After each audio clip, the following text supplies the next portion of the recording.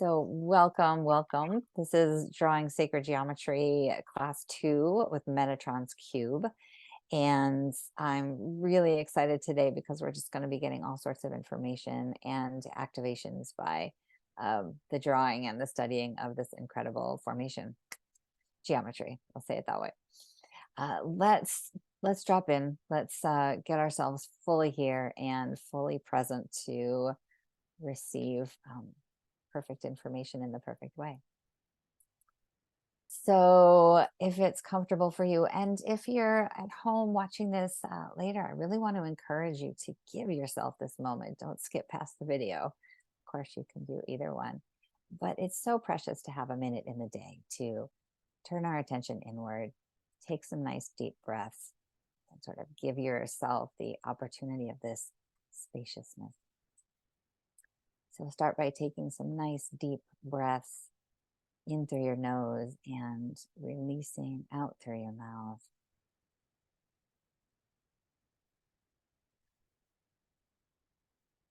Becoming aware of your breath.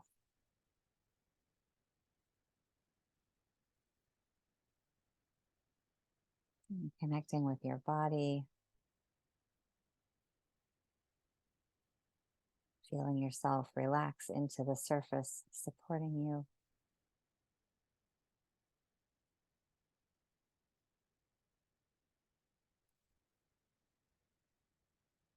Using the breath to simultaneously activate your system and relax your system into the present moments.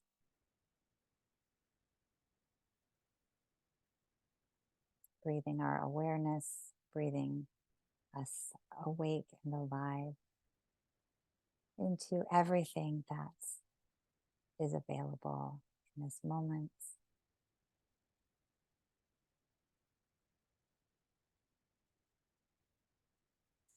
Into everything that is available in this human experience.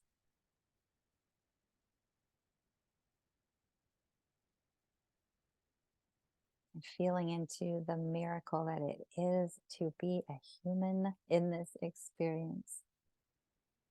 To have this incarnation that we breathe into this physical form.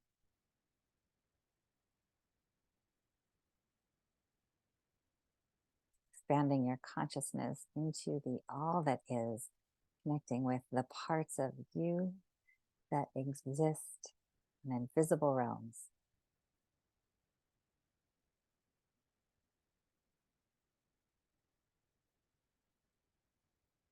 Connecting with the larger body, the larger spirit that is you, that brought you to this class today. Supporting your expansion and providing the intelligence in the perfect way for your evolutionary process.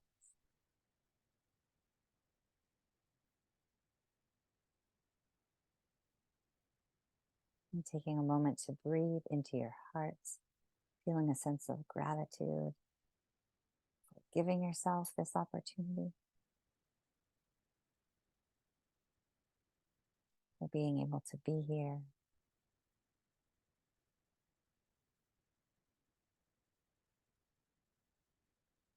Taking a few more deep breaths, and as you're ready, coming back to the virtual connection.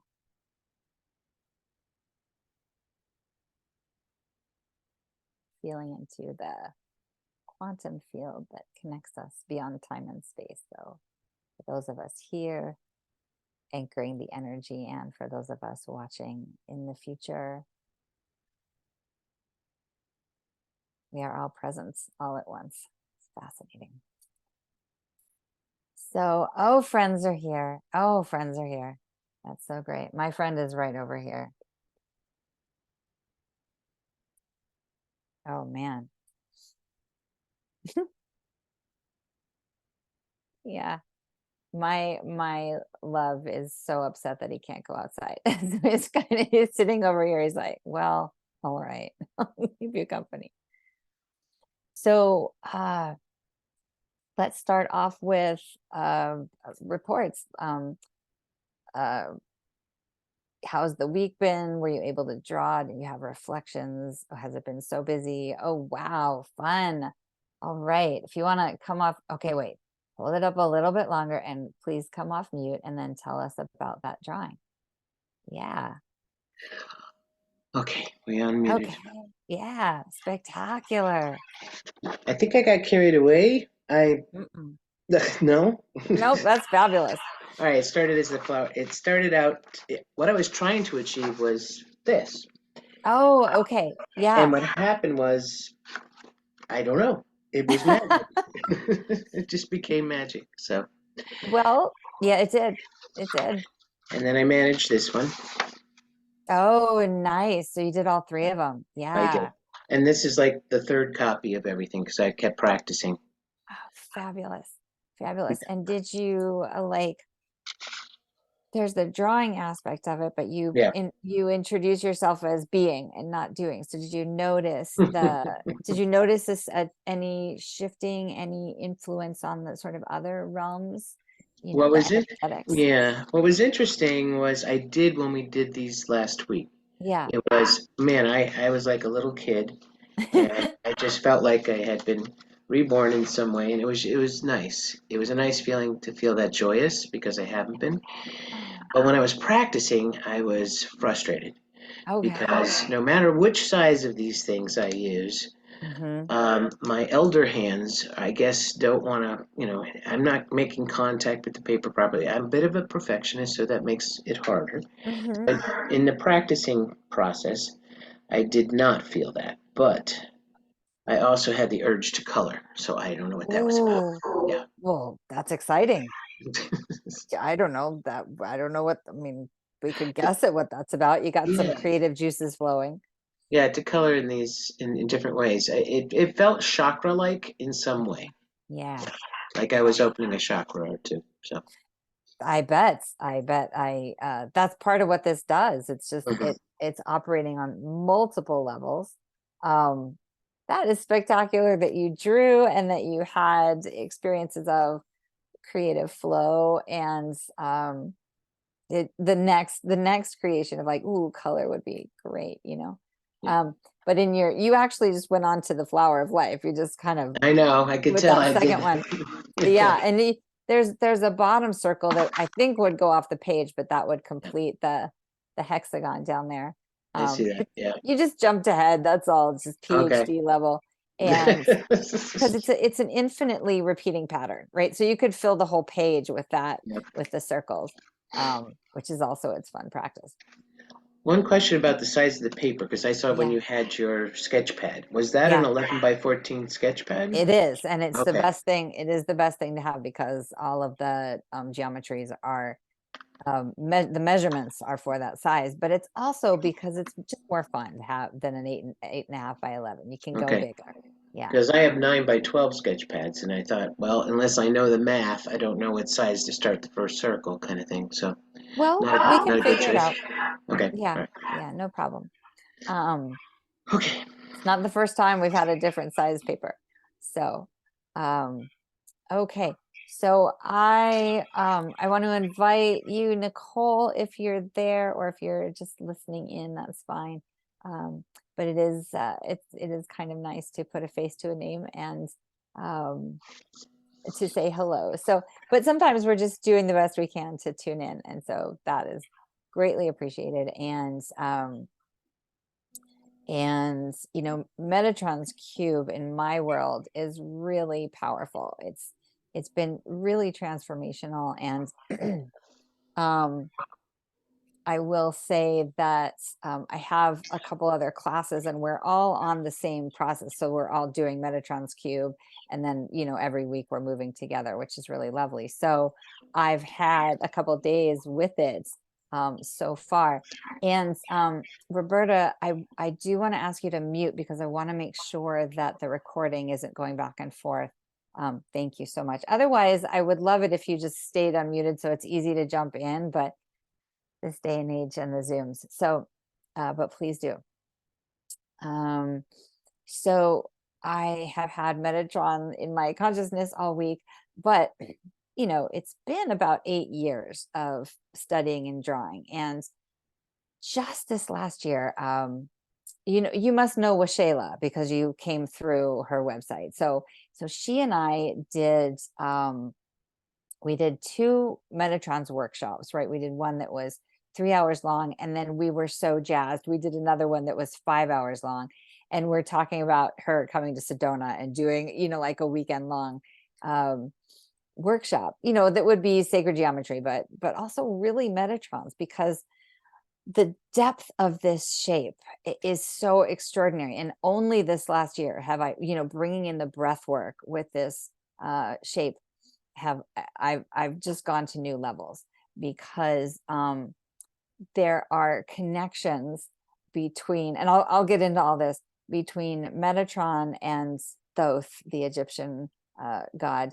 And I work very strongly with Thoth. So I hadn't ever made that connection. And I was like, oh my God. And just like my consciousness just popped in terms of next level connectivity. So it's been really powerful. And all of that is to say that the more you work with it, the more you practice, which is brilliant, Roberta, that you dove in and did a bunch of versions, because even if it's not jazzing us in the moment, right? It's just like I was talking about in the first class, we're tapping into our subconscious process. And it takes a little bit of time because we've been running programs for decades.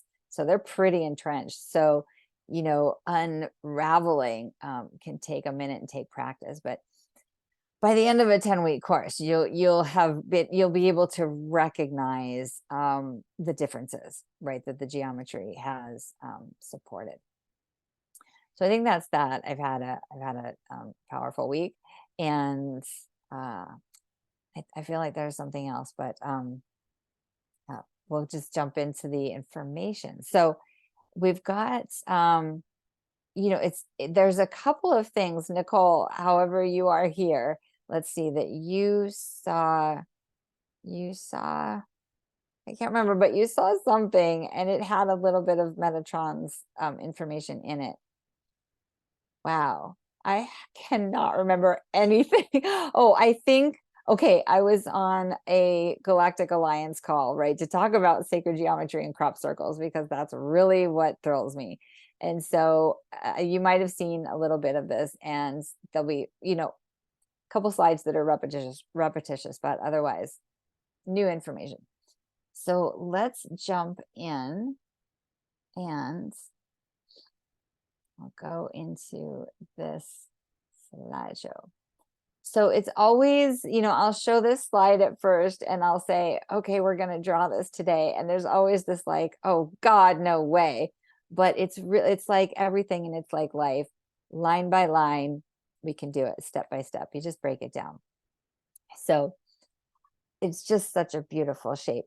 We're going to get into, there's a couple reasons why it's very powerful, right? So we're going to go over those, which are the platonic solids, the star tetrahedron, and the actual archangel of Metatron, right? So lots of different symbolism packed into the shape. So here's how we get to Metatron's cube, right? We start with the seed, and then you should recognize the shape that you drew, Roberta, is that flower of life over here, right? And it's this whole progression, like we talked about, it just builds and builds on itself. And there are several different iterations and manifestations of the flower of life. All of these three shapes on the top right are called the flower of life. So it's just different expressions. Lots of times you will see it with this ring around it, right? And that is the Latin name for that is actually the zona pellucida, which is the name for our cell membrane in our biology, right? Remember how the seed of life is the biology of life, our biology. So then you can see the full expression on the right hand side, which is without the ring. So you can see that the ring actually kind of cuts the shape off, right? And that just like the membrane contains our genetic information and all the intelligence, right? It's the same thing. That ring contains the information, but it keeps it like inaccessible, right? Because you need the full expression in order to get to the shape of Metatron's cube, right? Because in that full expression, you can access the 13th circle foundation, right? So over here, it's in red. These 13 circles are called the fruit of life.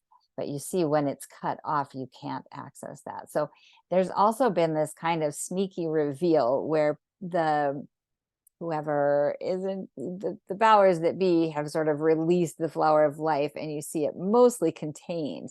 So you have to go that next step to learn to open it up to get Metatron's cube. So this stuff is like top secret. It's here, but it's hidden in plain sight in a way, right? So we're gonna bust out of the membrane here, and we're going to look at the 5 shapes that are contained in Metatron's cube, right? This little fruit of life, these 13 circles, create the foundation for these 5 shapes. They turn into 6 ultimately, but they are called the Platonic solids. And we're going back to the times of Plato and Pythagoras and all of the original mystery schools, and that time of great exploration about, the geometric structure of the universe. And so these shapes are unique. They are the only shapes in the universe that adhere to 3 criteria. So these shapes, all of the faces are the same, right? On each side, it's either a tetrahedron or a cube or a pentagon. All of the inner angles you can see down here, they are the same. They're the same, right? So in a cube, all the angles are 90 degrees, 60 degrees, or 108.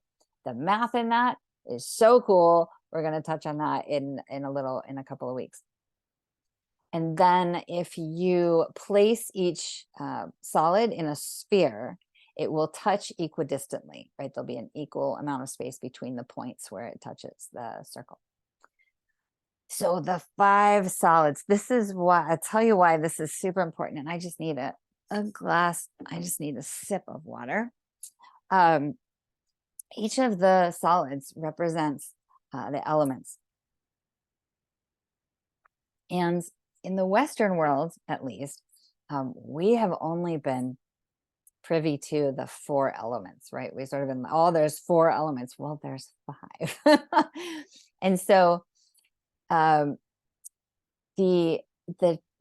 power of recognizing the 5th element is so important, right? So we've got the tetrahedron on the left, which represents the element of fire, and we've got the octahedron, which represents the element of air. That's an 8-sided shape. The tetrahedron is a 4-sided shape, and the octahedron is literally 2 pyramids on top of each other, and this incredible 8-fold geometry.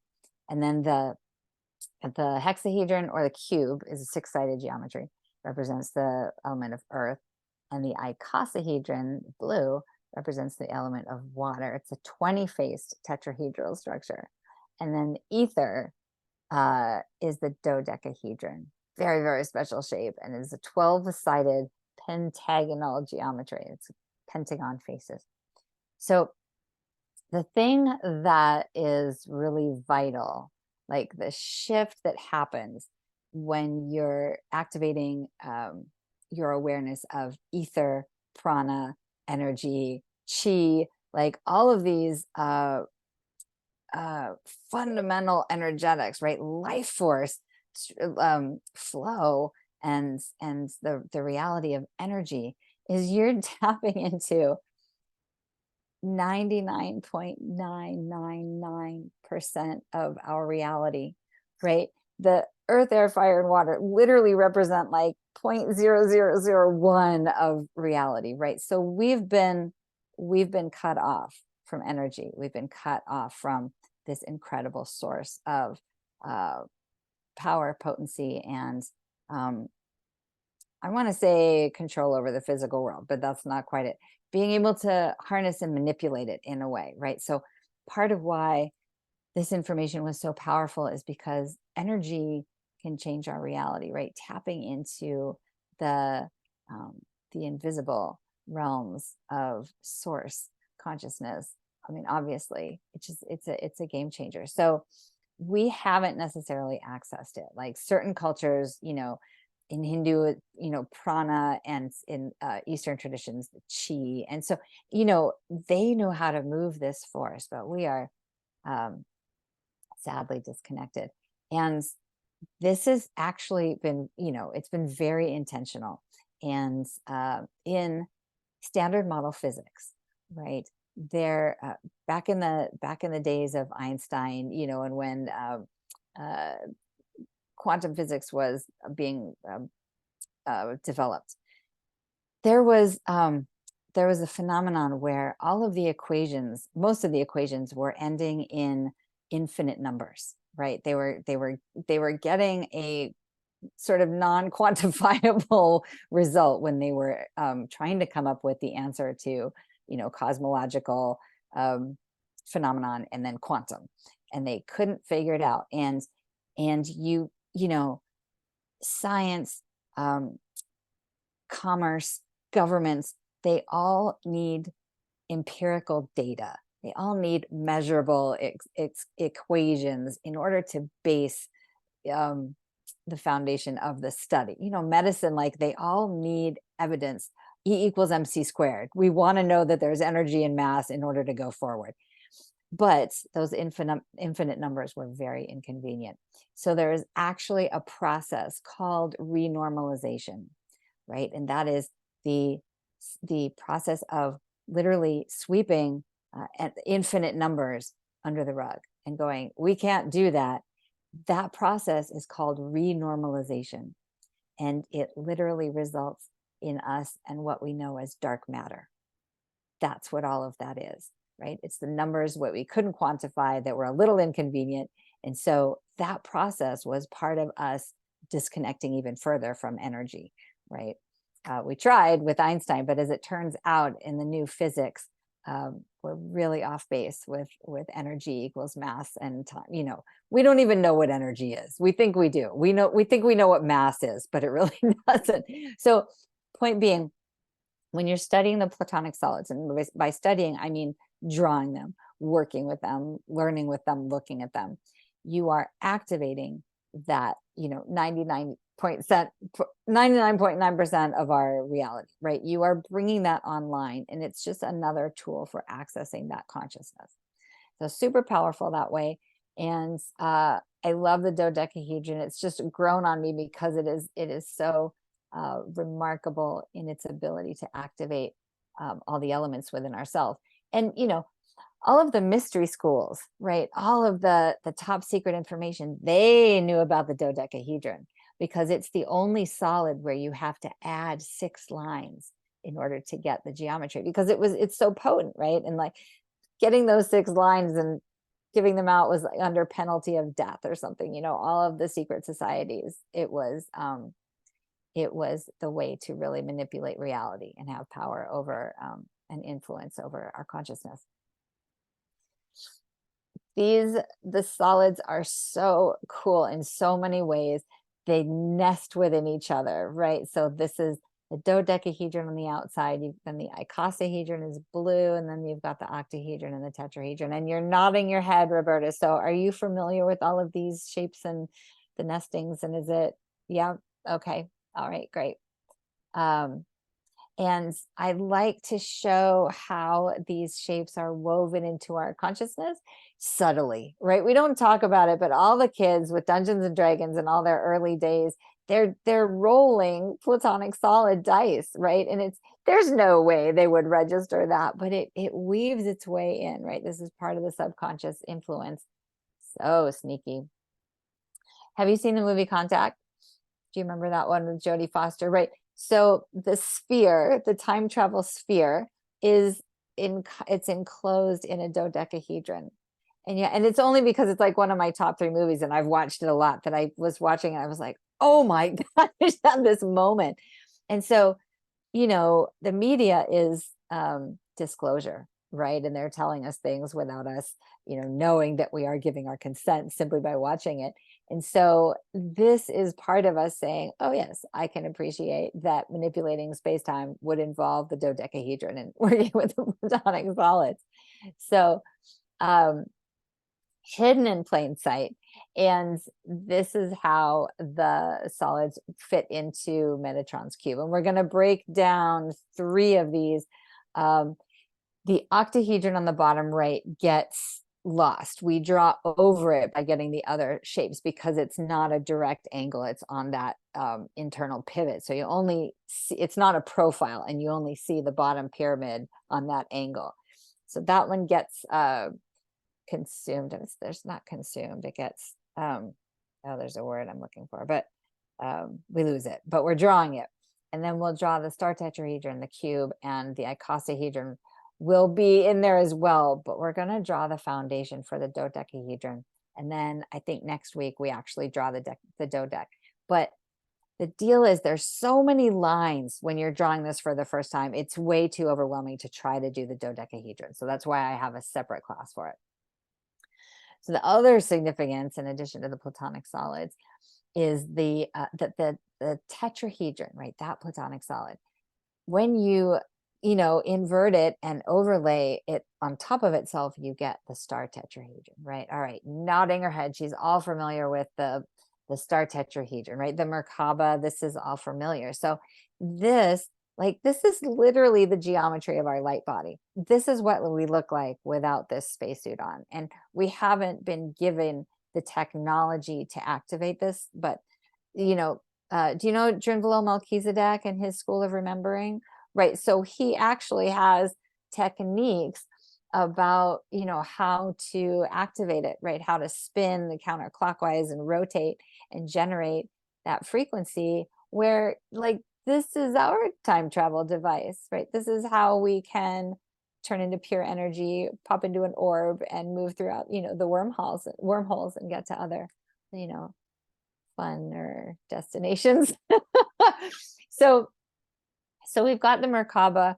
That's contained in Metatrons, and you see it a little bit more than when you're going for the flower of life, right? It's all in the flower, but this way we break down the shape. And again, our subconscious is just so thrilled to see that we're recognizing our light body and drawing our light body. And it's not just the 2D, right? That's why we have the full class. You can watch a little video on how to draw it, but when you start to connect with the other layers that are happening, it will, over practice and time, strengthen those muscles, strengthen that, that psychic awareness, the sensory and energetic awareness.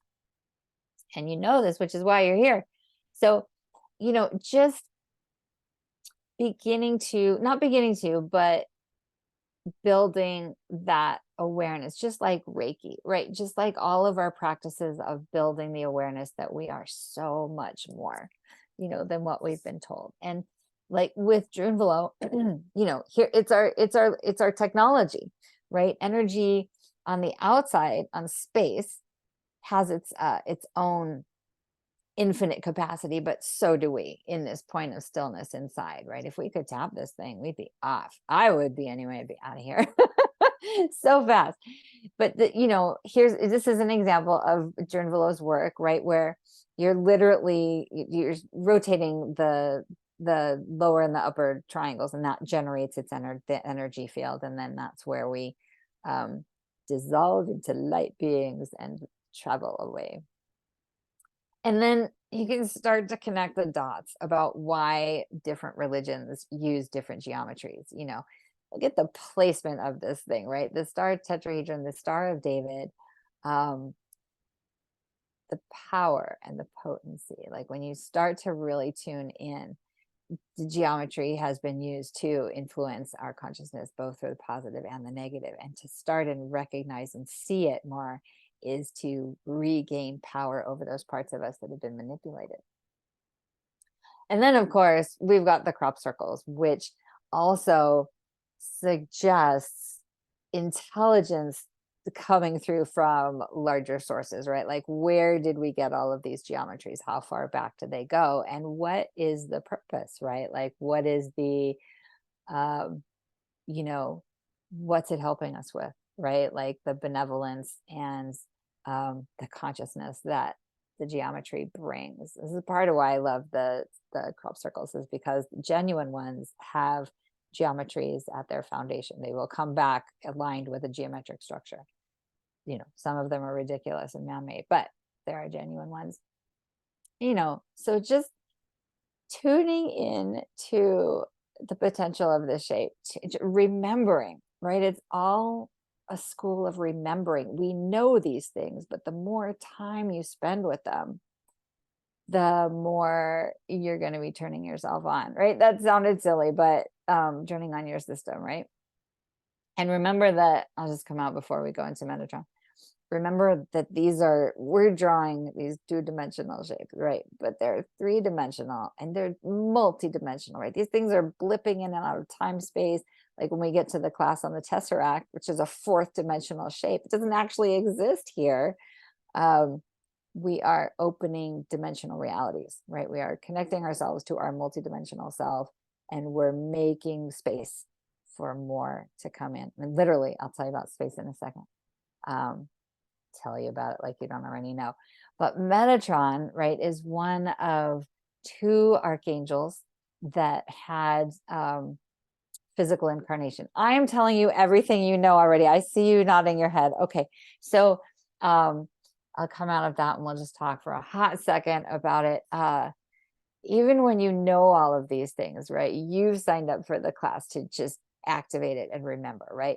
So 2 incarnations, right? And one of them was Thoth, Enoch, Hermes, known in different traditions all around different cultures. But each incarnation was known as a scribe and a transmitter of higher intelligence, right? Like when we had Thoth, that's when in Sumeria and Egypt, all of our languaging, all of our counting systems, that's when they came on board. This intelligence from advanced source, right? Advanced civilization.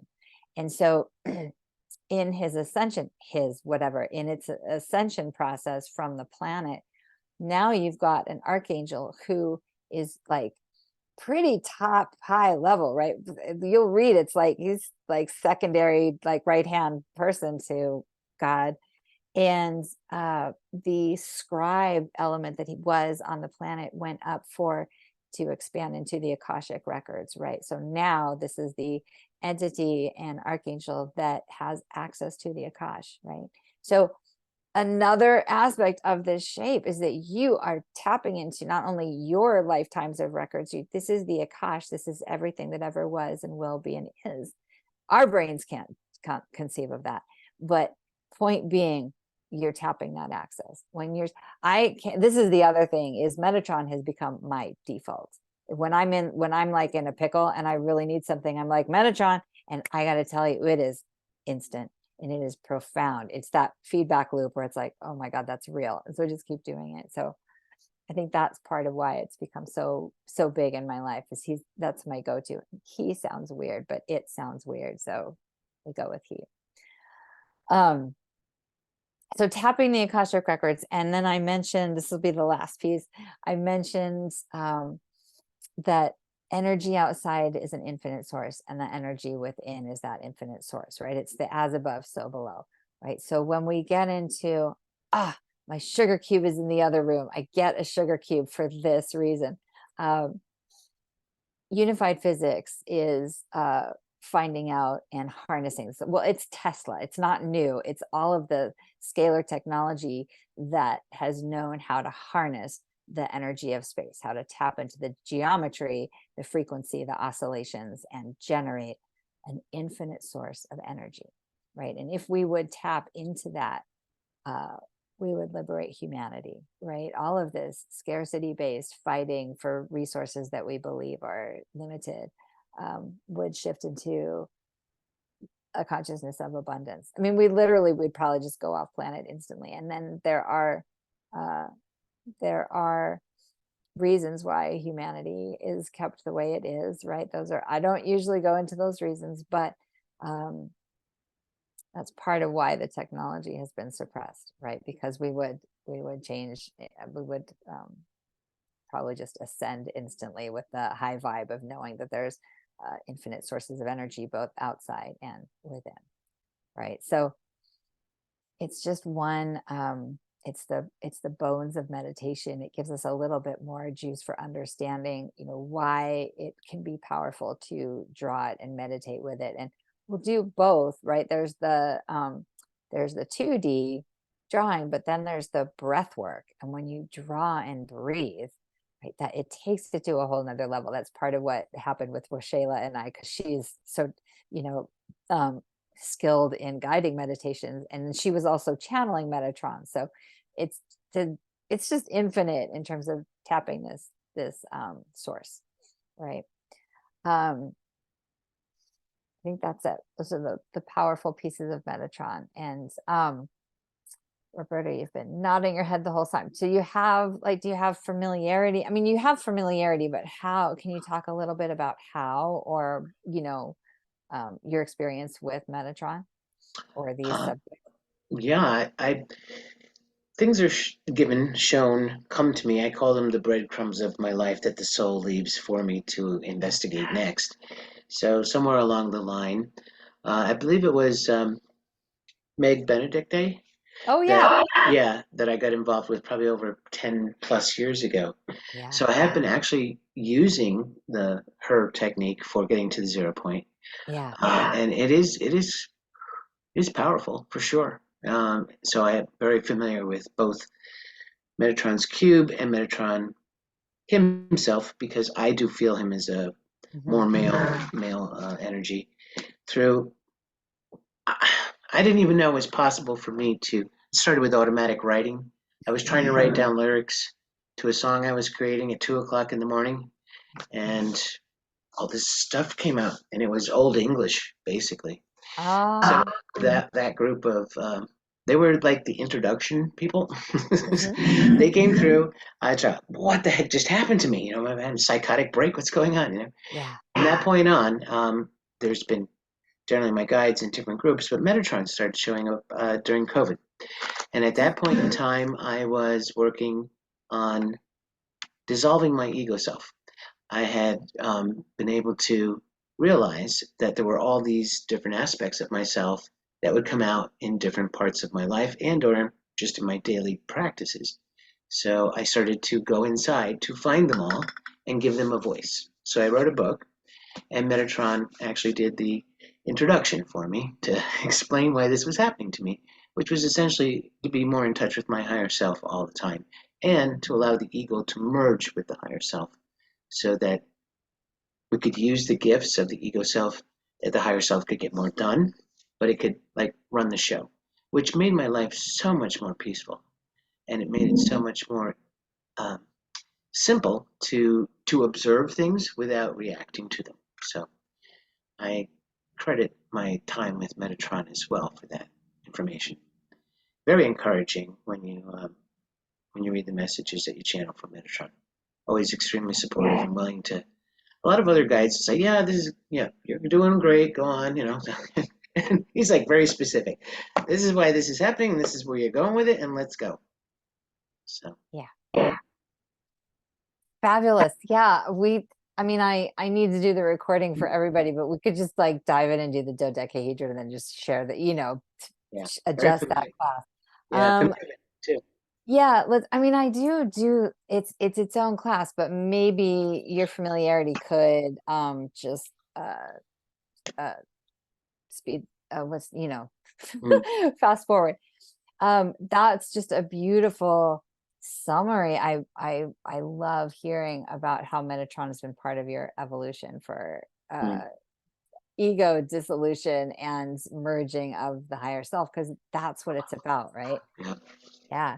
Um, Meg is amazing. She's in Shasta, and I hung out with her for a little while, and her work with Metatron it's inspiring, and it's like, oh yeah, that's one of the highest expressions. So sorry, I have a thing on my computer. Have you drawn it before, though? This is sort of the new element. Yeah, 4 times. Oh The geez, the Roberta. no, the dodector. Which one? The The cube. whole Metatrons, all of it. Yeah, yeah, the cube. Yeah. Okay. All right. So, and what about the dodecahedron? Yes or no? No, but that came into my consciousness. And I was like, why? I don't even know about this thing. Why is this thing showing up in dreams, in friends that were also interested at the same time? And then I kind of dropped the ball and did some research, but didn't get very far with it. So that'll be new to me. But I'm Okay. familiar with it, but I understand it. Okay. So then if you're familiar with it, it's going to be easier to draw. Okay. And so maybe what I'll do is I will have a caveat on this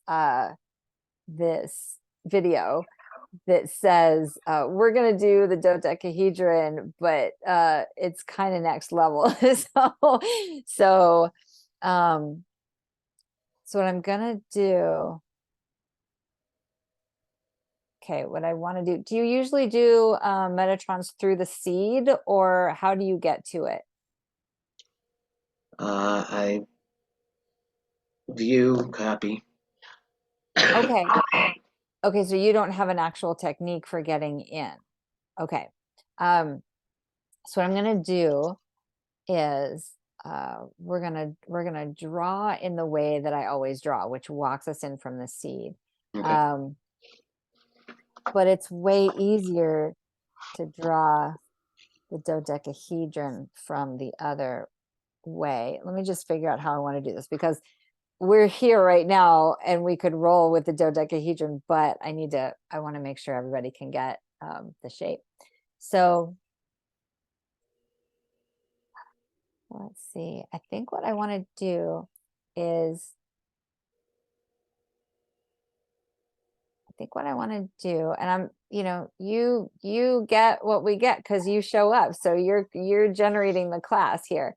So what I want to do is I want to go through the shapes, and you can, I mean, obviously draw along with it, but what I want to do is go a little bit faster than I normally would. And I'm going to ask people to pause, right? To pause the geometry and go at their own speed. But I'm actually going to walk us through pretty fast so that we can do it in the way that makes the dodecahedron possible. Because if you do it through the seed of life, it's too jumbled. There's too many lines and you can't find the dodecahedron. So that's my plan. So everyone watching this in future, give it a pause. And you know what I'll try to do is just say pause here and find it, and then everyone can take a moment, and because we're going to isolate the platonic solids, right? We're going to draw it in a way where you can actually see them. So we'll go pretty fast, and that will give us time for, I mean, we have some time here because I build in time for a group to share, right? So it's a little bit different. So and draw along, obviously, Roberta. So I will pace it with you. You have a familiarity, it will go faster, but other people can pause and draw it there. Hopefully everyone's drawing on their own time, even if we're watching this in future time, in the past. So oh, I'm gonna pull up the dodec one. Give me a hot second. All right, we're gonna, and I'll send you the sequence, and you have a lot of it, so, but it's still good to have it. We got the full sequence, and then we've got, then we've got the short version, but then I got to open up the dodecahedron too, because we're gonna hopefully get to that. I mean, if we don't, that's fine too. I'll have to shift around the syllabus, because I do dedicate let's see, a class to this. Okay, I think this is the one. Nope, it's this one. Okay. So sorry, I have two ways to get into the dodecahedron. One of them is to get into a crop circle. That's the one that works the best. All right, so I'm going to open up the sequence. You all set to draw? So you've got 9 by 11. I think if you yeah, all right, if you open, that doesn't look like 9 by 11, is it? No, I have 11 by 14. Oh, you do. Okay, great. Yeah, yeah. Okay, awesome. So our compass measurement is going to be 1 inch, right? And the only reason we are using a, and let me ask you to go on mute again so it's not jumping back and forth.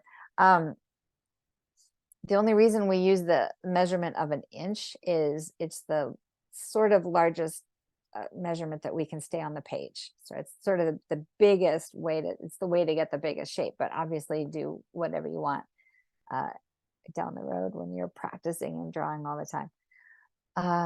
So 1 inch radius will give us a 2 inch diameter of a circle. And we're going to start with the paper on the landscape, right? So wide in front of us. And we're going to do, let me get out of this.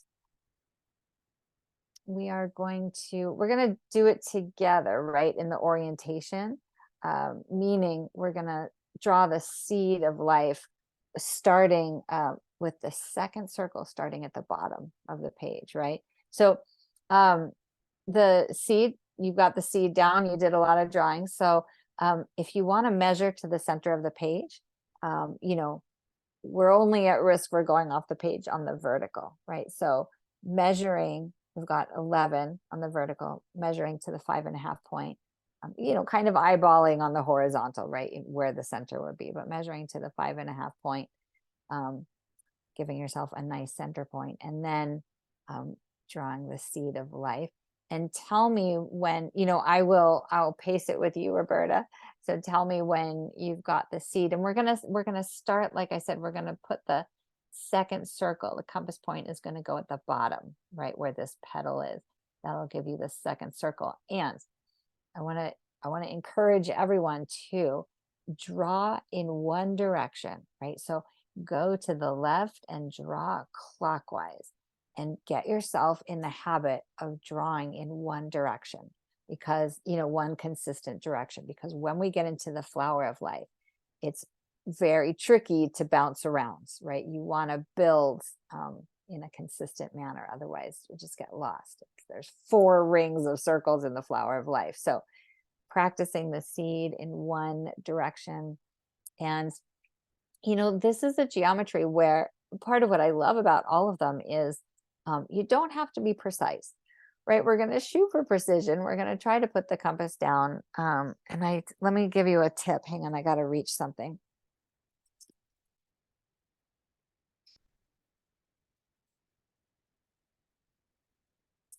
So a tip for drawing precisely, right? Let me come out of this for a second. One of the things that we tend to do, right, is we'll get in the habit, right? It's a nice, I don't have a good pencil here.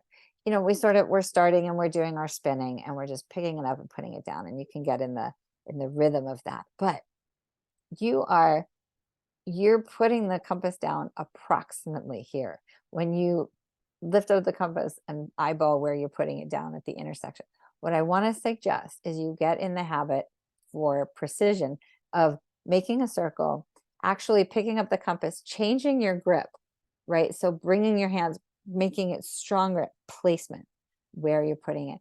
And it seems like an extra effort, but it's going to get you more precision, which is ultimately more satisfying.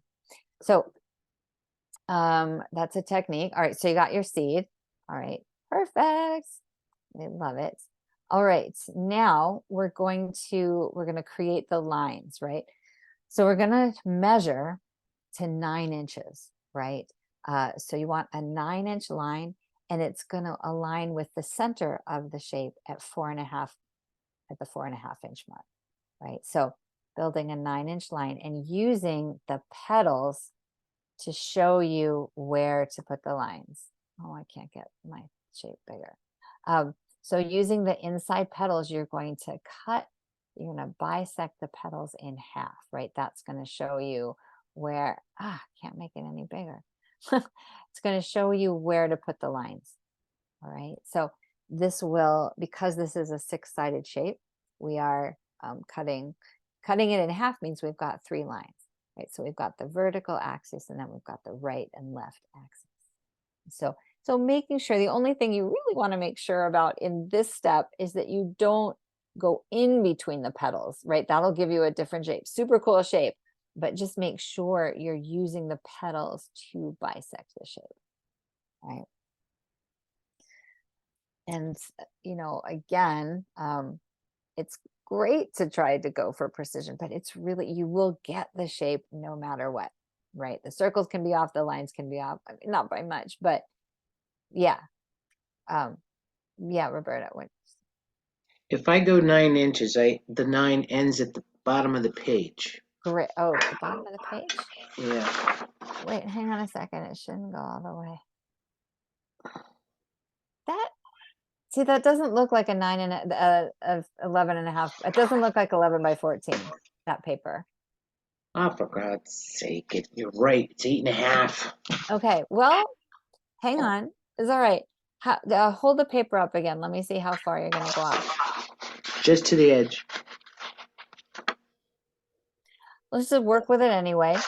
Unless you want to start over on a bigger paper. Let's work with it anyway. And the circle will go off by a little bit, but all we need are the center points. So you'll be able to get the shape. All right. Or is that, do you want to start over? But do you have 11 by 14? Somewhere. Okay. What would you like to do? What would you like to do? I'm good. I'm just gonna go as long as we can get something here. We can get it. Yeah, you'll get the shape. All right. Which you're just living proof of what I was saying. All Oh right. my But you've goodness. Do I got all still go three. 9 inches though? Yeah, you'll see. Well, yeah, you'll see how it works out. Right. I think it'll work out. We'll just take it one step at a time. So do you have the 3 lines? I have almost the 3 lines. Okay, yeah, take your time. Okay. All right. Whoops. All right. There we go. Okay. Okay. All 3? Yeah. I made one shorter than the others. All right. Go ahead and lengthen that one because it's an approximation. It's actually all we need is 8 inches, but somehow circles always end up the same. So I overshoot the mark and we get a 9-inch line, but I think that looked a little bit short. We'll do a thing where every one of your lines is having its own party. All right. So you got that? Okay, great. So let me see. There's a balance between the doing, and I love that you introduce your day and your reality right now as doing, and that you're being. How are you doing? No, I'm actually being. So I want to pause and take a breath because, to feel into the being of it. We've got this left brain process of details and calculations, and we've got this more experiential, right, of breathing with the shape, noticing the foundation of the seed, and then we're cutting it with the lines and just taking a breath or two.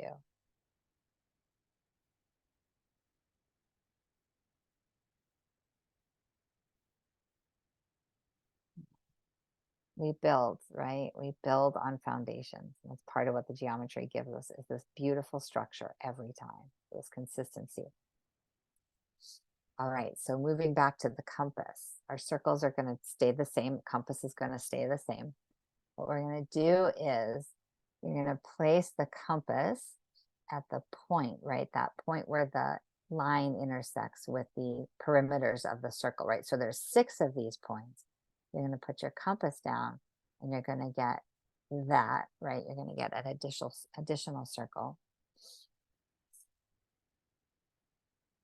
And then once you've got that, and you want to be attentive to where you're putting the point every time. Like sometimes we rush through, but it's really easy to put the second circle, in a different place. So, slowing down with each line, you're just repeating that pattern 5 more times. So the compass point goes at the intersection of the perimeter of the seed and the line. All right, shaking your head. That looks good. Well, that's nodding your head, I guess. It's more than that. Oh, sorry, I'm yawning. It's actually an early morning for me to get up and teach. I'm a very, very late night person. So I think this is part of where the shape starts to get interesting in the precision and the imprecision. And Roberta, you said you're a perfectionist, so I'm going to speak to you and everyone drawing who is a perfectionist. This is the point where your circles might be touching, border to border, but they also might not be. There might not be space. There might be spaces. They might be overlapping a little bit. This is where the geometry reflects our inner process and gives us an opportunity to counter the arguments, right? Those programs are not going to go away. They are lifetime. They are lifetime guaranteed. But the thing we can do is program a positive voice. So you've probably got that practice, but it's an invitation right here to all across the process to bring in a kind voice about how you're doing. So great. So we've got this new layer, right? This is giving us the foundation for the 13 circles. You all set with all 6? Got them? Yep. Okay. Yeah, great. All right, so now we're gonna do sort of the inside trick, right? Instead of putting the compass down, we're gonna put the pencil points at that intersection, right? We're using that intersection again, but you put the pencil point down and then the compass will fall onto the line, right? There'll be a little bit more. And your line, your vertical line, Roberta, should have enough space for this to happen. It's just that your circle will go off the page. Oh, geez, ouch. I'm hoping, and then that's going to give you a freestanding circle. So the first one will look like this. Yeah, and then you want to do that 5 more times. So you have these, you have this, you have the fruit of life, right? The fruit of life that comes from the seed of life.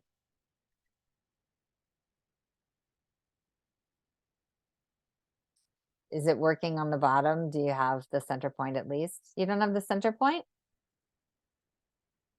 Yeah, you'll get about a half circle or like a 3/4 circle, but you will get the center point, which is all we really need for the shape, which is so cool. There's so many reasons why drawing this works really well, even though it's new. And I do love drawing in person a little bit more because I can walk around and I can see how everybody's doing. Whereas with the Zoom calls, all I have is when the heads are down and when the heads are up. So it's less so, but I can be talking with you and you're in New York, so it works out. All 6? Okay, not yet. All right, I'm gonna come out of this because you know what you're doing. We'll say hi. All right, and I'll just give a little shout out to Nicole. I will just give a moment of pause to everyone drawing because you there's such a potency of drawing with a group. There's also a little pressure, right? You're wanting to match up with everybody's pace, but it is nice at home that you can draw at your own pace and pause and practice and whatnot. So what do we got? She got all 6? Yeah, brilliant. See, it gives you enough. So now what we want to do is we want to sharpen in those center points, right?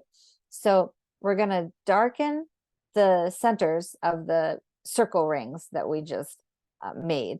And so you can find them again by just using the compass and darkening in the point. And then you want to erase any bits of line that go beyond the center point. And you want the center point for that outer ring and then also the inner ring that we created.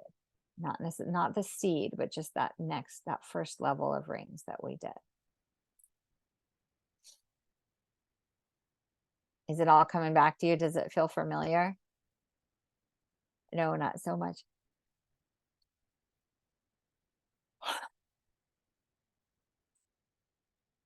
I've been doing this for so long and I just love it every time. I've done it 3 times this week and it's just so satisfying for me because of the symmetry. It's always going to be the same. It's predictable. And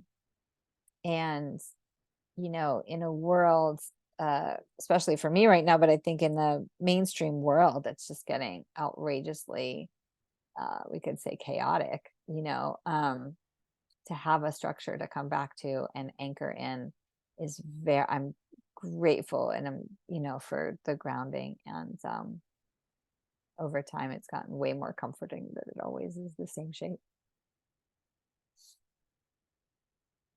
Yep. You getting it?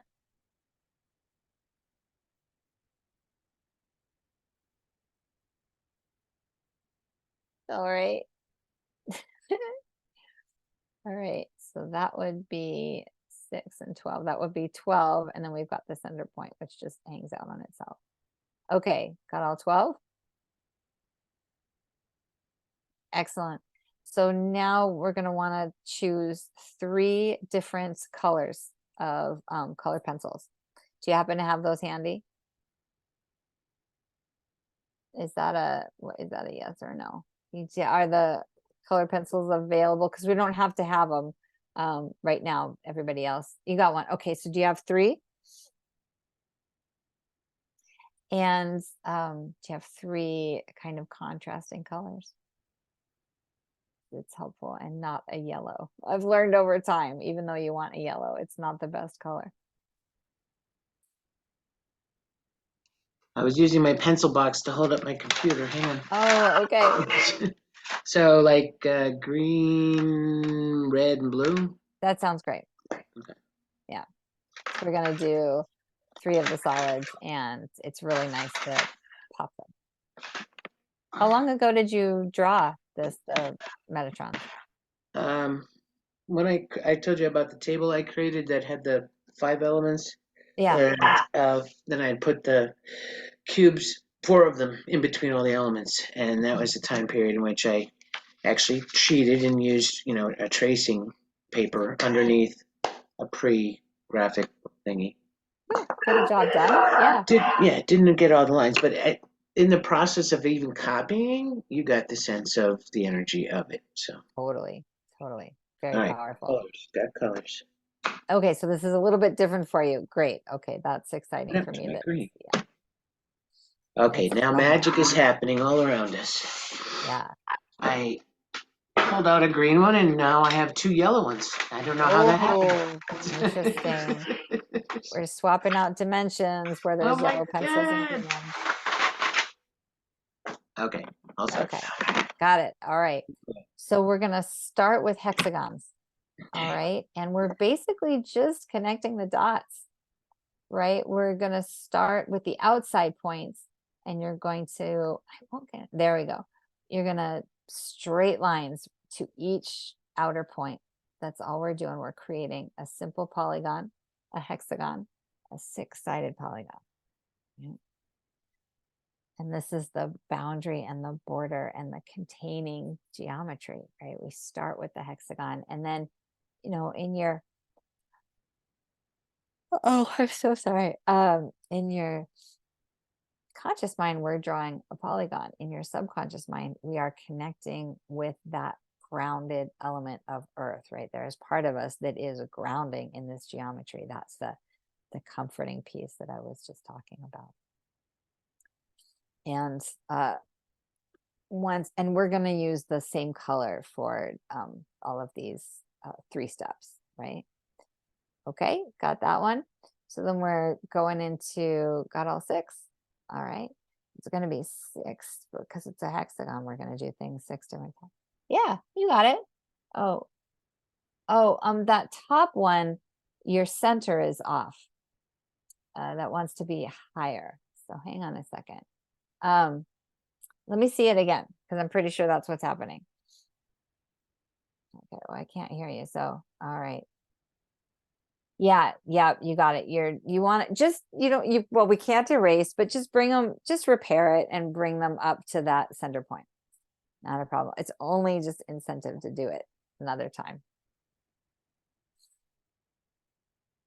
You can always feel it when it's a little bit off, right? You're like, oh, wait a minute, that's not aligned. It's not symmetrical, because the symmetry is so beautiful. And oh, you've given yourself such an opportunity for imperfection. To practice imperfection. I had someone the other day, and she just got so upset, I mean, almost to tears, that she drew one of the inner lines, one of the tetrahedrons, off, but she drew it in a way that it would disappear in a later shape. And so I was like, no, it's going to work out. Oh my goodness, there was so much distress, because we invest our energy. These shapes are us, and so it's really powerful. You got it? Got it back up. Okay. All right. Close enough to count? Okay. Great. There you go. Big test for today. Next level of surrender. All right. So next shape, we're doing as above, so below, right? So we've got that outer hexagon, and now we're going to do an inner hexagon, right? Where it's going to parallel the one we just made, but it's going to connect all 6 points on the same color. It's going to connect all 6 points on the inside. So we're seeing that that interaction, that reflection of the outer and the inner, right? This is another aspect of the shape, because this is an infinitely fractalizing shape, right? You can repeat hexagons again and again, right? Same with the tetrahedrons, right? These are such fundamental structures that can be fractalized infinitely, which we don't touch on much of that. Well, we'll do that on the phi, in the day when we do the phi ratio. We'll talk a little bit about fractals. It's a huge part. Okay, is that happy hands? We're done with that. Okay. So now same color, we've got two-dimensional shapes. Right now we're going to create a third dimensional shape. We're going to turn it into the cube. And what that means is you're just going to darken in those 3 central lines that we have. Right? So it's going to create the dimensionality, and part of this, anytime you have a cube, is you're training your eyes to sort of play between the inner cube and the outer, right? So to start to see dimensionality, and when you are repatterning your neural pathways, right? You're opening up new ways of seeing, and so the implications are we're seeing the geometry in different ways, but you're also going to be seeing life in different ways, right? That's part of the influences. There's subtle shifts, and they're super subtle. So you really have to pay attention between classes, or you just have to pay attention in general to the subtle shifts that are happening in the larger perspective, right? All right, we've got that. So now we're going to switch colors, and we're going to make some tetrahedrons. All right, and we're going to do the first upward facing tetrahedron in that new color. You're going to make the base on the bottom by connecting. You're basically connecting every other dots, right? Every other center point. The hexagon connected everyone. Now you're going to come down on the in the angle, the right bias and the left bias, and the base, right? So an upward facing triangle, and this gives us the first building block of the tetrahedron, right? The Merkaba, the star tetrahedron, right? And this is the point. No, this is tetrahedron, it's not an octahedron. Okay, so we've got that big one. Now we're going to do a second one downward facing, right? So we're just gonna it's an inverse, right? This creates the structure, right? This is, we could imagine sitting in the center point of those tetrahedrons, and that's a big part of the practice, is imagination and tapping into the unseen with our psychic abilities, right? So on some level, you're also generating that potency, that ability, generating, I want to say, extrasensory perceptions, right? Our imagination is part of a sensory perception. It's a new way of seeing things. All right, you got that? Got the head nodding. Okay, now, same color. Just like with the hexagons, there's an outer hexagon, there's an inner, there's an outer tetrahedron, and there's an inner, right? So lining up with the points of the inner hexagon, you're going to do the upward facing triangle first. And if you pause with the upward facing triangle, that's the octahedron. And it's hard to see, but here's the tetrahedral face that we see. And then the others, there's a pyramid. It's like we're looking, down from, I can never remember what this angle is, but it's off. It's like a bias or some kind, where the sides are small, but we're looking at the primary tetrahedron. All right, so you've got the upward facing, and now you're going to do the downward facing. This is going to mirror, it's going to parallel the larger tetrahedron. Right. So are we sitting in the larger one? Are we sitting in the smaller one? Are we sitting in both? How does it work? All right, what? No, is there a, did you miss a line? What was that? No, okay, that was just a moment of expression. I'm traveling multi-dimensionally the more I look at this. That's what happens. Yeah. That's typically why we don't try the dodecahedron, is because most of the time that gets activated. But we can try. All right, you got both of them. Well, let's take a breath here since you're traveling. We'll just breathe into our bodies and connect and, feeling in the way that this is coming to you live.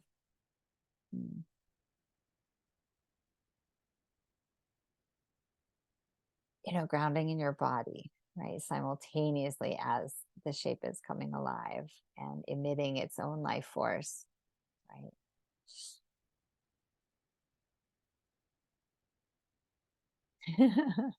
All right. Are you ready for the next set of lines? Okay, so third color. All right, and this will give us the foundation. We'll do this again with the dodecahedron. We're going to do it not with colored, and we're not through the seed. So, but we're going to do the same lines. So this will give us preparation. So this one, you're going to go from the outer circle ring down to the inner circle ring, and you're going to use the points of the inner star tetrahedron as your guidepost, right? So you're going to come from the outside, come down across and to the inner point of the star in the center, and you're going to do that on each side of the central line. Right? And this does not have a base. It will create closure because we're going to do it 5 more times, but it doesn't have an obvious base first. So give me a thumbs up or something when you've got those two. It's so voyeuristic. I can see you guys and you can't really tune into me. All right. Okay, great. Okay. So now we're going to do that 5 more times, right? We're going to go around and we're going to do it like this. It'll take a second. Just find your way. Tell yourself you can, and do it one step at a time, right? One circle at a time. So just go to the circle to the right and you're going to complete that step. Same step, right? So I did all the steps at once. So up to the right, you're going to go to the right corner, the right center point, and you're going to come down and across in the inside, and you're going to use the tip of the star, the tip of the inner star, to guide you as to the end points.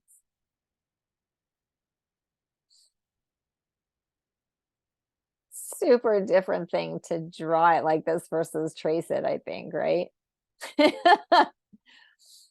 Well, good. I'm glad I can support you in that experience.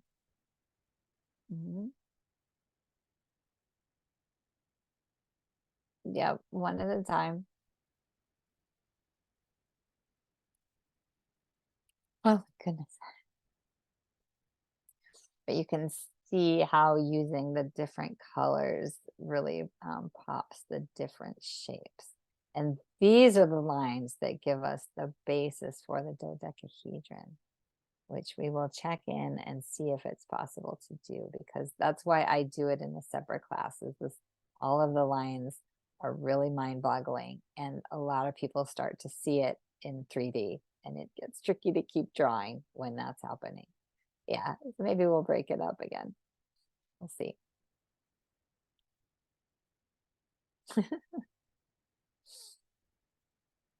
Yeah? Nope, not yet, but one at a time. You're getting them? Do you want me to take a peek? Let me take a peek. All right, nice and slow. I'm stuck at the bottom circle that didn't work out in the first place, which is going to be the top circle for you. So I'm Okay, trying to hang on. come from here. Yeah, that's what you want to do. Yeah, to go where? I see. Hang on, I'm holding it for another second. Interesting. Oh, I know what you did on that circle. Okay, what you did was you put the compass point of Mm, that top circle. What we wanted to do was the pencil point, mm. which would give us an independent standing circle. But yours are, you have an Overlapped. intersection. Yeah, I Right. see. So It that's, overlaps. but They're not- yeah, but hang on. So show it to me again, because it shouldn't be, we can always find our way. That's why I've been saying to go up there, to use that top. It's just going to be close enough to count if you go from the same point. You get your hexagon where you ended with the hexagon. You've got it right. You just Yeah. we just did it different. Mhm. All right. So yeah, use that center point, top point, use the same point as the origin for the shape that we're making now. All right. Yeah, I just can't find where it goes to. Yeah, down to the center point of the inner triangle. Or sorry, not the center point, the outer point of the in. Here, let me go back and I'll show you. Okay. It goes, sorry. All right, here's the inner tetrahedron. You've got these 6 points. It gets a little tricky with all the lines, but these are, Mhm. it would anchor. Are you doing the top one now? Is that what you're doing? Well, top to you, bottom to me. Okay, yeah. So top up here, and you're gonna come across, and this is the point, the star point on the inside is where you're gonna take that to. Right. So up at the top, down and across to that inner triangle star point. Right. And take a minute. It takes a minute to find. There's, That's it's a nice round. that we have a private session, because usually, there's a lot of different people pace at their own speed. Does that make sense? Is it coming along? It might. I think it does. That's a really common tendency, is people actually think they've done it wrong and they've done it right. It's just so new. Just so new. Wow, I'm losing it now. You can see why I break up the classes, because by now what's happening is there's so much symmetry, right? We're drawing complete parallel geometries, and so that's literally aligning the hemispheres of your brain, which gives you an altered state of consciousness.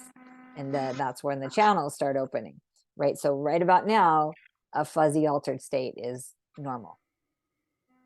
You're Well, doing it that's good. just right. Yeah, can I see how you're doing? Let me see. That's right. But hold it up a little higher. Yeah. You're doing the fun thing. So you're doing it absolutely right. But I'll tell you, there's a lot of different processes to how to get this. So I draw both lines at once. I'll draw this one and this one. You are going around and drawing this one on Hmm. all the different angles. I love those brains. All right. So I think you've only got 3. Let me see. Show me again.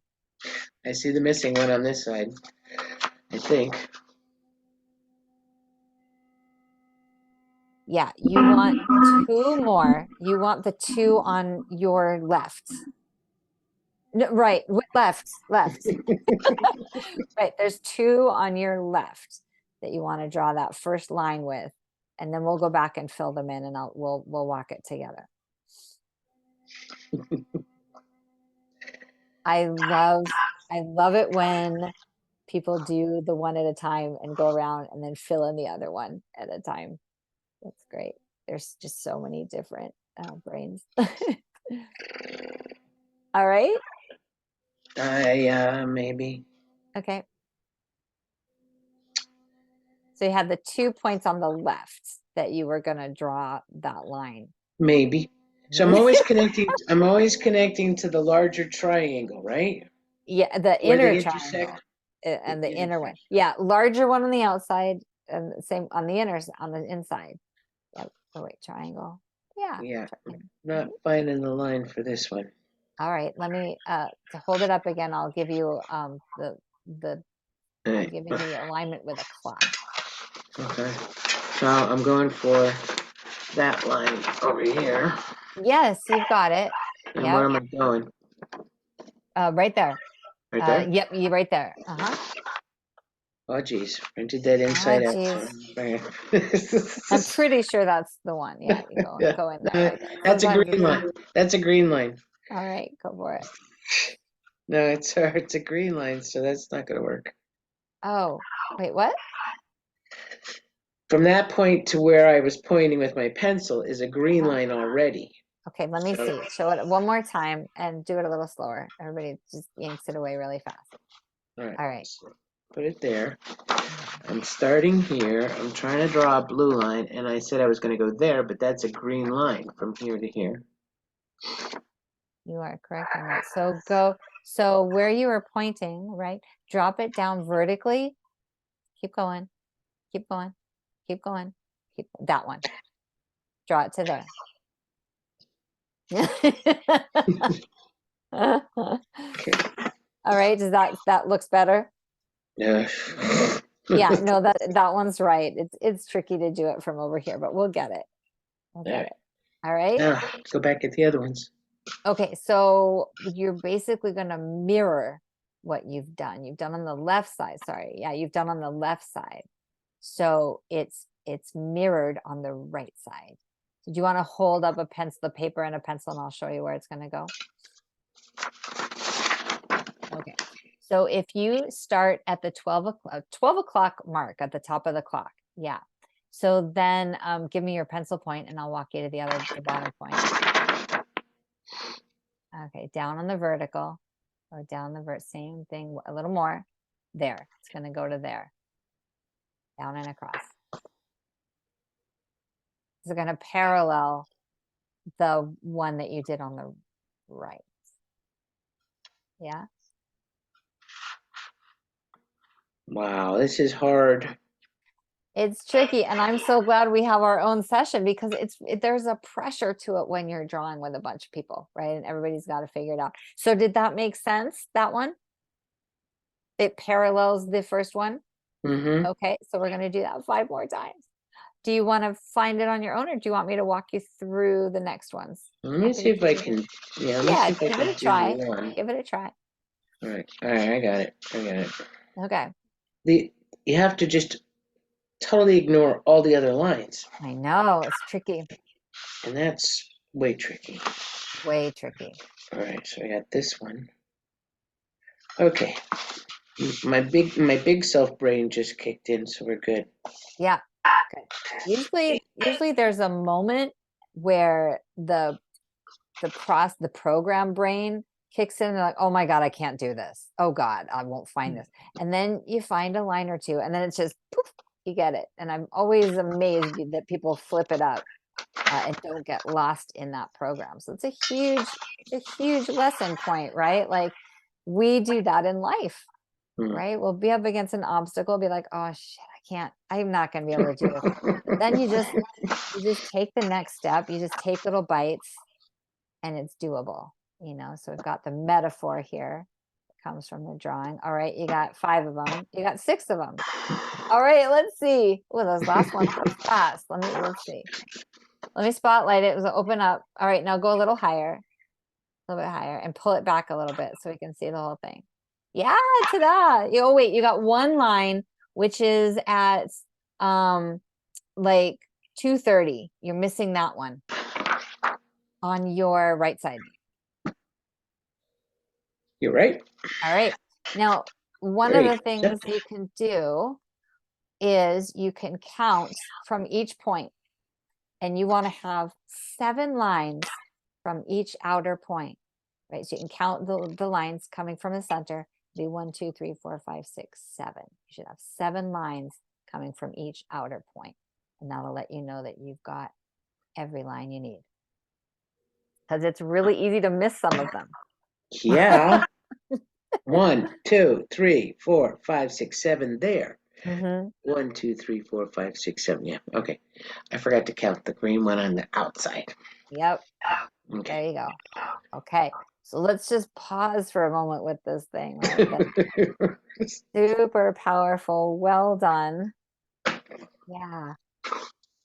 Let's just, yeah, that's exactly, it just kind of frizzles this. You are in training your system into harmony and alignment. and Conversations with Metatron. This is where it's at.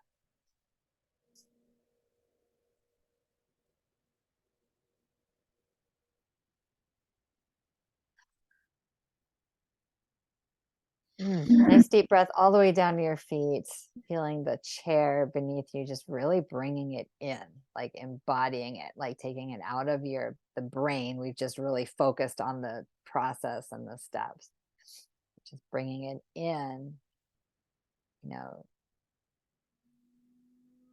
seeing if you can adopt like a receptivity with every breath, like taking it in and then anchoring it in your body on the exhalation, just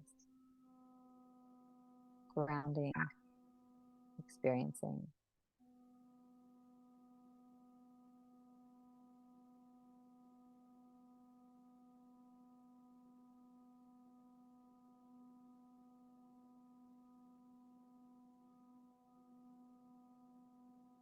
Just noticing, right? Noticing what's happening in your system.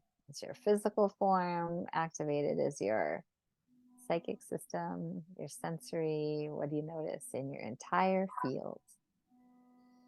So much going on. And sometimes we don't have conscious aware of it. Mostly we don't have conscious awareness of it, right? A lot of times, like you said early, like dream time, it'll show up in the dream world. So what are you noticing? How's it going? Okay, my conscious awareness in the very beginning was this is very chaotic. I don't like it. Okay, so I don't know what part of me was like that. Do you remember those? I don't think they're very popular now. Those picture books that had a hidden form in them, and you had to keep adjusting your eyes to see it. Yep. That happens to me. It happened before we started any of the blue lines. Um, I just all of a sudden the triangles there, and then the squares, and all the different platonic shapes show up in different, almost within 2 seconds of each other. So when I was just letting myself relax and letting my third eye relax, it was just like bing, bing, bing, bing, bing, bing. It was like all the dimensions of it were showing themselves to me. It's going to be mind bending for a while. Yeah, it's the what was that echo right off the top when I talk for a second. That shifting back and forth is going to now happen out there in different ways, right? So the new ability, right? The new neural pathways, and it's visible and it's invisible, but there's a new process, and yeah, the drawings, it's like different aspects, right? Super fun to sleep with that under your pillow tonight. So, Okay. but how do we're not going to tackle the dodecahedron. It's always too much. This is what I mean. It's like, nope, these things are too alive. A lot of times they're just spinning and more 3D than 2D. But what I want to do is I want to show you, I don't think we're going to try drawing it, but I want to show you what we will do in the dodecahedron class, which is to do, the entry without the seed, right? We're just going to go in with a single circle. So this is what it looks like. I'm going to share my screen. Okay, so you start with a single circle, center of the page, same measurements, right? And then what we do is same as if we were going to do the seed, right? You just approximate on the bottom point of the circle, but you're only making a half arc, right? Because what you want are these intersections. You don't need the whole circle. So now that we've given ourselves a bottom point, we have 2 points, which is all you need to make a straight line. So we're going to draw that vertical line. And then that gives us the compass point up here, right? That gives you that intersection that's going to show you. And you're just needing to draw the half arc because those will actually get erased, right? So then that gives you these 2 intersection points, right? So now you have 6 points. You have the top and bottom. And then you have the 2 on the right and left. That's all you need to erase the half arcs, right? And those give you the points for those 3 bisecting lines, right? The 9-inch lines that go through. And this way feels very different. It's a very different way to go in. And as you're starting out, less likely to be precise, right? So meaning same step as the last step, you're going to put the pencil point at that intersection, and then your compass is going to fall on the line, right? So that'll give you a single intersecting, a single circle, and then you do it 5 more times, and you get the full ring. What I mean by you're less likely to be precise is because the seed petals on the inside, they really give us precise coordinates for getting into this. Mm, And these 6 lines are likely to be off a little mm, bit. All mm. right, so just to prepare yourself for that, although it's not inevitable. So you've got this single ring, and now you're going to do that same step just like before when we drew it the other way. Pencil point is going to go, and then compass point falls on the lines. It gives you that outer circle, single circle, you remember, and then you go and do it 5 more times. Okay. Right? So that gives us, it's just a little cleaner in here, right? You don't have the seed, because then when you add the dodecahedron, it's just a bunch of lines. And then you've got the cube, right? It just has a different feeling. And you've got your tetrahedrons. And usually this is the way I'll do my art, right? I don't have the seed in there, and I stop here because there's like there's a cleanness, there's very accessible shapes, a lot of spaciousness to draw and add color, right? Or you can go to the step that we just did. You can see just it gets a little bit more complex in there, but still fun to highlight different shapes. And then the dodecahedron lines are added. There's 6 of them that are added that are top secret. So we will do that with the dodecahedron, because I tried one time, I tried to do them all, and it was just too much. And you can see this is you and me. It takes a little bit of time, a little finagling, but when we've got like 6 more people, it's a much different call. So we will end a little bit early. I mean, not to rush you, we have reflections, but point being, can't do the dodecahedron in the beginning, right? I'm like, okay, we'll just bust through it. And no, we can't do that. It's so powerful for everyone who draws it. Yeah. Oh, you're on mute still. I will be practicing this a lot, Mhm. just so I can so I can understand it myself. I got very confused with myself. And then all of a sudden I had clarity. So, Mhm. I mean, isn't that an everyday experience? But Right. I'll see how frustrated I get too. No. Or not, right? So many metaphors in this, right? I think if you slow it down too, like there's such a pressure doing it with a groove. I mean, it's just you and me right now, but still, you can't like pause with your true process. But we get glimpses, right? Glimpses of the process. And I kind of know what happened by yeah. immediately knowing that I had the wrong size paper. Hmm. That literally threw me off for the rest of the drawing. Yeah. So there you go. Hmm. It would be, I think, even though you have 11 by 14 somewhere, I think it'd be reparative to do it on another 9 by 11, because then you could, you know, there'd be an ease with that, because you can get the shape, right? But I can see how it threw you and then threw you for the whole shape. But um, you can see that you can still get it at the top. And if you just changed your compass measurement to about 3/4, did you do that, or were you at an inch? No, we were at inch. You said, let's see if it falls off the paper. And only Okay, half the circle did. so try it to 3/4 of an inch, and you can Okay. still use the 9.5, and or sorry, 9 by 11, and it should fit. I can't Yeah. guarantee it. Your notes for the other, drawings don't tell what to set the compass at. For the seed, Yeah. are you I've sure got about that? that. I think so. Let's see. No, I don't remember seeing 1 inch or where to start. All right, let me see, because I can change that. That's on the seed. Yeah. Start with that one. Place your compass at the intersection, but that's not the size. So it just says draw an initial circle in the center of your page. It does say that. Yeah. Mark the I will center of go the and circle. add that. Yeah, that's great. Thank you. Because in my mind, because we had done it at 2.5 inches, or sorry, Mhm. yeah, 2.5 inches in the class, my mind went to like, oh, okay, you'll just do the same thing. But thank you. So, I will add that. okay. I always learn so much in every class. Did I do it on the sunflower? Did I give you a measurement on this on the, because I redid that one, which was great. That was such a problem for so long. Probably didn't. I don't think so. I might be missing. Oh, here you go. Begin with this basic seed of life pattern using the ruler. Bisect Oh, the I shape. didn't do it here either. No. Fabulous. Thank you. I will go back and repair that. Okay. All right. But Every time there's always a glitch, so they just keep getting better and better.